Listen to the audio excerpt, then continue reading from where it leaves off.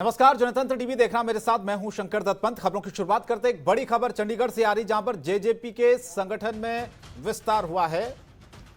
बुद्धिजीवी प्रकोष्ठ में महत्वपूर्ण नियुक्तियां की गई हैं। साथ ही बता दें आपको, प्रदेश स्तर पर 54 पदाधिकारी नियुक्त किए गए हैं। तो जेजेपी के संगठन में विस्तार की जानकारी है। बुद्धिजीवी प्रकोष्ठ में महत्वपूर्ण नियुक्तियां बताई जा रही हैं और 54 जो पदाधिकारी हैं वो इसमें नियुक्त किए गए हैं। एक और बड़ी खबर बता दें आपको, सीएम कैप्टन अमरिंदर सिंह का एक बड़ा फैसला सामने आया है। राज्य में व्यापार की सुगमता को देखते हुए मंजूरी दी गई है। प्रत्येक जिले में एक जिला उद्योग और निवेश संवर्धन ब्यूरो को मंजूरी दी गई है। तो फैसला लिया गया है मुख्यमंत्री की तरफ से। बड़ी खबर इस वक्त की, ये एक बड़ा फैसला सीएम कैप्टन अमरिंदर सिंह का, जिसमें उन्होंने राज्य में व्यापार की सुगमता को देखते हुए मंजूरी दी है कि प्रत्येक जिले में एक जिला उद्योग और निवेश संवर्धन ब्यूरो को मंजूरी दी जाए। बढ़ते आगे कुछ और खबरें आपको दिखाते हैं। सीएम मनोहर लाल दिल्ली दौरे पर रहे, जहां केंद्रीय जल शक्ति मंत्री गजेंद्र सिंह शेखावत से दिल्ली में मुलाकात हुई। इस दौरान उन्होंने हरियाणा की सिंचाई से जुड़े कई मुद्दों को उठाया। सीएम खट्टर ने हरियाणा पंजाब से जुड़े एसवाईएल के मुद्दे पर भी चर्चा की। इसके अलावा अटल भूजल योजना, नल से जल योजना और कैच द रेन जैसे कई ऐसे मुद्दे जिन पर चर्चा की गई है। इस मुलाकात में हरियाणा के जल मंत्रालय से जुड़े अधिकारी भी मौजूद थे। इस दौरान केंद्रीय जल शक्ति मंत्री और साथ ही साथ केंद्रीय मंत्रियों के साथ साथ इस पूरे मामले पर जो बातचीत हुई है, मीडिया में इसकी जानकारी दी गई कि आखिर चर्चा किन किन मुद्दों को लेकर इसमें की गई है। तो दिल्ली दौरे पर थे मुख्यमंत्री और साथ ही जो चर्चा हुई गजेंद्र सिंह शेखावत के साथ, उन्होंने इस बात की जानकारी जनता के सामने मीडिया के जरिए रखी। आगे बढ़ते हैं, इससे पहले कुछ और खबरें आपको दिखाएं। इससे पहले बीते दिन सीएम मनोहर लाल ने भी केंद्रीय गृह मंत्री अमित शाह से मुलाकात की थी और मुलाकात के बाद किसान आंदोलन की जगहों पर हो रही गतिविधियों के बारे में एक बड़ा बयान दिया था। कहा, अनैतिक गतिविधियां चिंता का विषय बन चुकी है। टिकरी बॉर्डर, सिंघू बॉर्डर पर लोग किसानों का विरोध कर रहे हैं। हम अपने प्रदेश के वातावरण को खराब नहीं होना देना चाहते हैं, ये मुख्यमंत्री ने कहा है। क्योंकि जिस तरह से पिछले कुछ दिनों में ऐसी तमाम गतिविधियां सामने आई हैं सिंघू टिकरी बॉर्डर पर, उसे लेकर मुख्यमंत्री ने कहा कि माहौल खराब ना हो, ऐसी कोई भी गतिविधि बिल्कुल नहीं होनी चाहिए। तो हमने जो ये किसान आंदोलन है, ठीक है, अगर शांतिप्रिय किसान आंदोलन चलता रहे तो हमें भी उसमें कोई आपत्ति नहीं। लेकिन जो इनकी हिंसात्मक गतिविधियां, न केवल अहिंसात्मक बल्कि न केवल हिंसात्मक बल्कि अनैतिक गतिविधियां भी जो इनकी होने लग गई हैं, ये बहुत एक चिंता का विषय है। इससे सारा मैंने अवगत कराया उनको। टिकरी बॉर्डर हो, सिंधु बॉर्डर हो, जिस प्रकार स्थानीय लोगों का विरोध वो करते हैं और स्थानीय लोग भी उनका विरोध करने लगे, स्थानीय लोग भी, और अनैतिकता की तो सीमा हो गई है। कई घटनाएं उसमें आ गई हैं, आपको भी उसकी जानकारी है ही। चाहे वो बंगाल की युवती के साथ हुआ हो, चाहे एक विदेशी महिला के साथ छेड़खानी की बात आ रही है, और अभी तो हमको जानकारी मिली है कि वहाँ इस प्रकार के बहुत एक रूटीन का अड्डा भी बन गया है महिलाओं के साथ व्यभिचार का। तो इन सब चीज़ों को ध्यान में रखते हुए हम अपने प्रदेश के वातावरण को खराब नहीं होने देना चाहते। मैंने ये सारी बातें के सामने रखी हैं। उन्होंने आश्वासन दिलाया है कि जरूर इसके ऊपर विचार करके और आगे कार्रवाई करनी है, इसके बारे में बताया। और चंडीगढ़ में हरियाणा विधानसभा के स्पीकर ज्ञानचंद गुप्ता ने बताया कि उनकी Indian railway administration development authority के अधिकारियों के साथ वीडियो कॉन्फ्रेंसिंग के जरिए एक बैठक हुई थी, जिसमें फैसला लिया गया कि चंडीगढ़ रेलवे स्टेशन पर 2 मंजिले वेटिंग लॉज, यात्रियों की सुविधा के लिए 12 एक्सीलेटर और 6 लिफ्ट लगाई जाएंगी। 215 करोड़ रुपए की इस परियोजना के लिए 2 सप्ताह के अंदर टेंडर निकाले जाएंगे। प्रोजेक्ट के 3 साल पूरे होने की संभावना है। और साथ ही विधानसभा स्पीकर ने कहा कि इस प्रोजेक्ट का लाभ उन लोगों को पहुंचेगा जिनका रोज के कामों के लिए चंडीगढ़ और पंचकुला आना जाना लगा रहता है।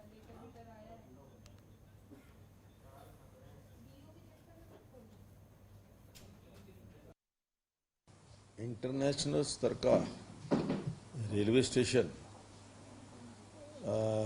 जल्दी ही पंचकूला को मिलने जा रहा है। इसके लिए प्रयास तो लगभग हमने 3-4 साल पहले शुरू किए थे। 4 साल पहले यहाँ पर रेलवे की जो पार्लियामेंट की स्टैंडिंग कमेटी है उसके अंदर 14 या 15 मेंबर पार्लियामेंट थे, वो आई थी।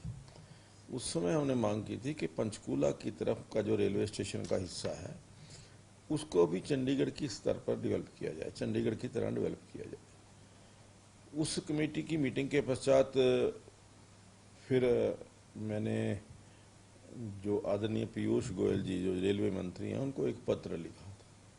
पत्र में भी यही कहा था कि ये जो पंचकूला की तरफ जो रेलवे स्टेशन है उसका विकास होना चाहिए।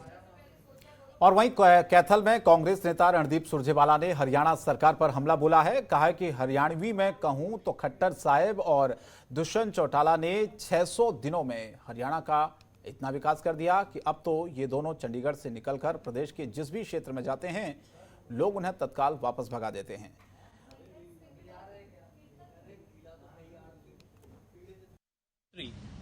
श्री मनोहर लाल खट्टर ने 600 दिन पूरे करने पर बड़े बड़े कसीदे पढ़े।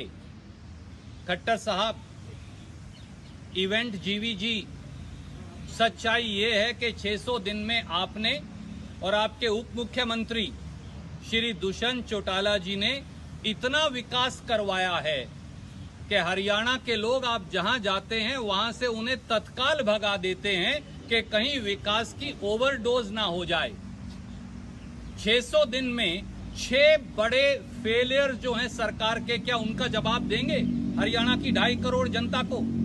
खट्टर साहब बताइए, दुष्यंत चौटाला जी बताइए कि बेरोजगारी दर में हरियाणा हिंदुस्तान में पहले नंबर पर क्यों? और खबर कुरुक्षेत्र के पिहोवा से, जहां पर बीजेपी के जिला अध्यक्ष राजकुमार सैनी बीजेपी के कार्यकर्ताओं की मीटिंग लेने किसान विश्राम गृह में पहुंचे थे। जैसे ही इनकी भनक किसानों को लगी तो किसानों ने धीरे धीरे किसान विश्राम गृह के पास पहुंचकर बीजेपी की मीटिंग का जोरदार विरोध करना शुरू कर दिया। आनंद फानन में पुलिस बल भी मौके पर पहुंच गया। पुलिस के साथ डीएसपी भी मौके पर पहुंचे। पिहोवा में बीजेपी कार्यकर्ताओं की बैठक लेने पहुंचे बीजेपी जिला प्रभारी मेहरचंद गहलोत ने कहा कि कार्यकर्ताओं की बैठक लेने आए थे और यहां पर किसानों ने विरोध किया जो विपक्षी पार्टियों के एजेंट हैं।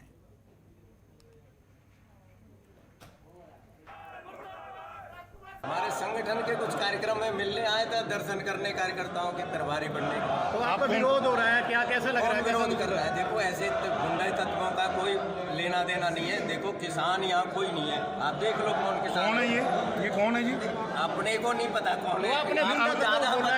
आपने इनको गुंडा तत्व बोला, क्या आपको लगता है कि गुंडे हैं ये? देखो, ऐसा है, जो किसान है ना वो अपने काम में लगे हुए हैं। ये लोग कौन है? तथाकथित कांग्रेस के द्वारा और कुछ कम्युनिस्ट पार्टी के द्वारा भेजे हुए लोग। तो हरियाणा के खेल मंत्री संदीप सिंह यमुनानगर में कष्ट निवारण समिति की बैठक में भाग लेने के लिए पहुंचे। इसी दौरान किसानों ने पहले से ही संदीप सिंह का विरोध करने का ऐलान किया था, जिसके चलते जिला सचिवालय के चारों तरफ बैरिकेडिंग की गई थी। हाईवे पर रास्ता बंद कर दिया गया था। इसके बाद भारी संख्या में किसान जिला सचिवालय के नजदीक पहुंच गए। जैसे ही मंत्री की गाड़ियों का काफिला पहुंचा, किसानों ने नारेबाजी करते हुए उन्हें काले झंडे दिखाए और यमुनानगर के नगर निगम के मेयर मदन चौहान अपनी गाड़ी में सचिवालय जाने का प्रयास करने लगे तो किसानों ने नारेबाजी करते हुए काले झंडे दिखाकर उनकी गाड़ी को वापस ले जाने पर मजबूर कर दिया। जब तक काले कानून वापस नहीं होंगे ऐसे ही हमारा विरोध रहेगा संयुक्त मोर्चे का ऐलान के द्वारा। और ये तो खेल मंत्री आए, चाहे मुख्यमंत्री आए, चाहे एमपी आए, ऐसे ही विरोध रहेगा जब तक काले कानून वापस नहीं होंगे। मेयर का किस तरीके का विरोध किया गया? मेयर का उसको वापस गया कि वापस उसकी गाड़ी को वापस दौड़ाया गया यहाँ से। वो है किसानों के ऊपर गाड़ी चलाना चाहता था और वो जब आना चाहता था तो पिछले दरवाजे से आ सकता था। जब उसे पता था यहाँ बैरिकेड लगे हुए तो क्यों आया, इससे पूछा जाए और इसके खिलाफ मुकदमा दर्ज किया जाए। और हरियाणा के खेल मंत्री संदीप सिंह यमुनानगर दौरे पर रहे। इस दौरान उन्होंने जिला लोक संपर्क एवं कष्ट निवारण समिति की बैठक की अध्यक्षता की। यमुनानगर में जिला कष्ट निवारण समिति की बैठक में भाग लेने के बाद उन्होंने बताया कि हरियाणा में 21 नवंबर को खेलो इंडिया खेलो गेम कराए जाएंगे, जिसमें देश भर की 20 खेल की टीमें हिस्सा लेंगी। कहा कि खेलो इंडिया खेलो गेमों के लिए पंचकुला को चुना गया है। इसके अलावा हरियाणा में 20 अकेडमी मिली है, जबकि 5 स्वदेशी टीमें भी इन खेलों में शामिल होंगी। जानकारी दी उन्होंने बताया कि 10 दिन तक चलने वाले इस कार्यक्रम में देश भर के 18 वर्ष से कम आयु के लड़के लड़कियां इसमें भाग ले सकेंगे।